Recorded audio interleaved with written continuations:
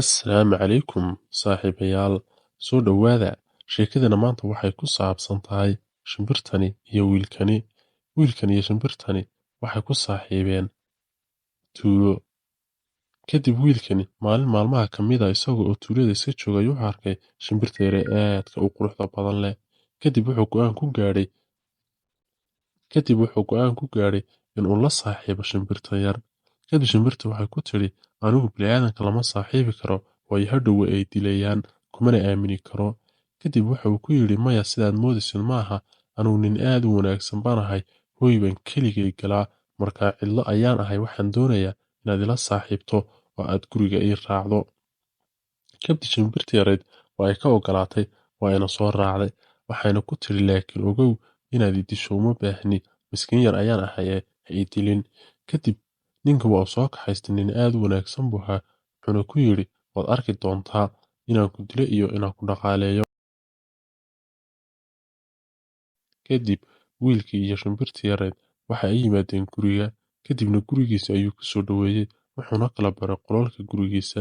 Kadib halkan ayuu shimbirtii yarayd keenay, wuxuuna ku yidhi halkan ayaad adigu gelaysaa oo halkaas ayaad ku shanaanaysaa oo aad seexanaysaa habeenkii, aniguna halkaas sariirta ayaan seexanayaa.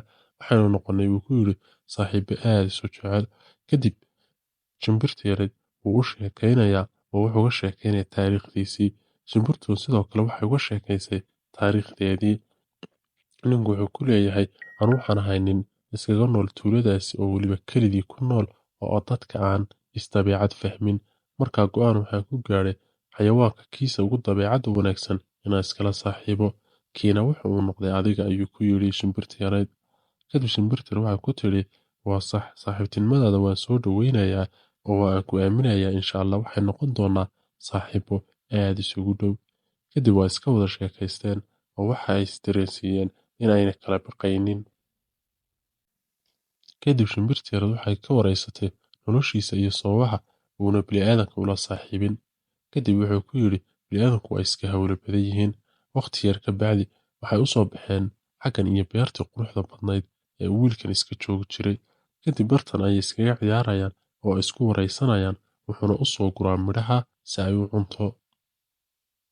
Shimbirtan aad ayay ugu kalsoonaatay ninkani, kadibna waxay waraysanaysaa mar walba ninka, waxayna ku leedahay anigu ma arag shimbir lala saaxiibo, laakiin adiga waan kula yaabanahay dulqaadkaaga iyo wanaaggaaga ee bini'aadamka maxaad adigu ula saaxiibi weyday. Kadib wuxuu ku yidhi bini'aadamku way hadalla badan yihiin, dabeecadoodana lama fahmo, aniguna isma fahanno, marka waxaan doorbiday inaan xayawaanka iyo duurka iska joogo.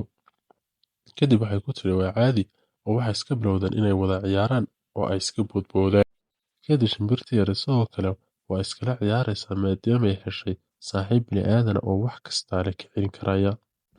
Isaguna sidiisii la mid ah waa uu ciyaarsiinayaa si ilmo yar oo dhalay oo kale, maadaama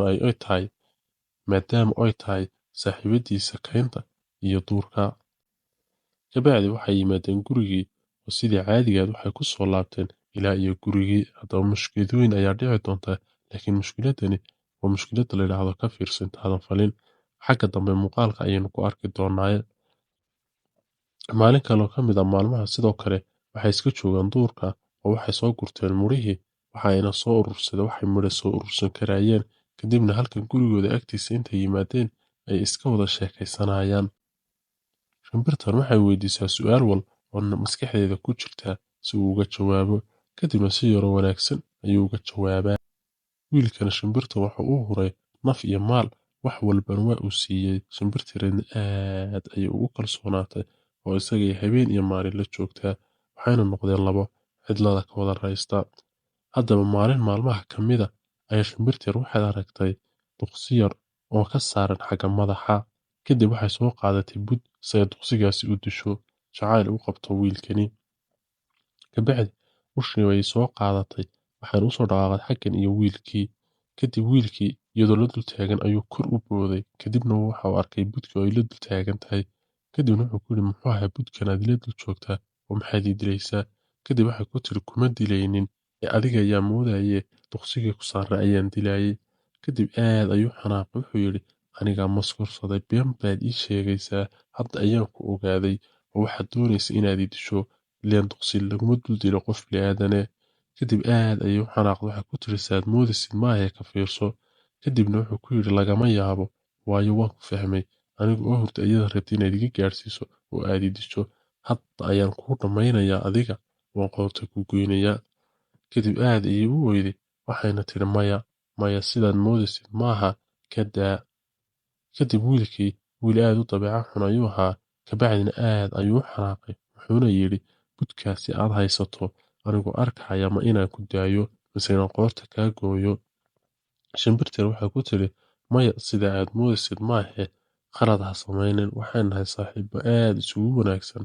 Waxaan kaa eryayay oo aan kaa ilaalinaya duqsiga dushaada soo mara oo aan doonayay in aan dilo. Waan ka xumahay budka inaan kuu soo qaato may ahayn, laakiin waxaan u soo qaatay xanaaq awgeed. Kadib wuxuu ku yidhi maya, anigu waxaa ma qorayo imana marsiinaysid, waayo waxaaban arkaa budkii oo aad la dul joogto. Kadib shimbirtii yar markay dareentay inuu dilayo, orod ayay sii daysay oo waa ay duushay ilaa iyo kayntii.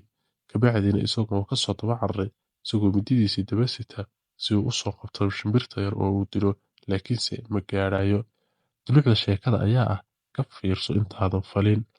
Shimbirta yar waxay rabtay in ay isaga badbaadiso oo ay ka ilaaliso xataa duqsi yar inuu dul istaago, laakiin nasiib darro, isagii si kale ayuu u qaatay oo saas ayuu shimbirtiisii yar saaxiibadiis ahayd uu ku waayay.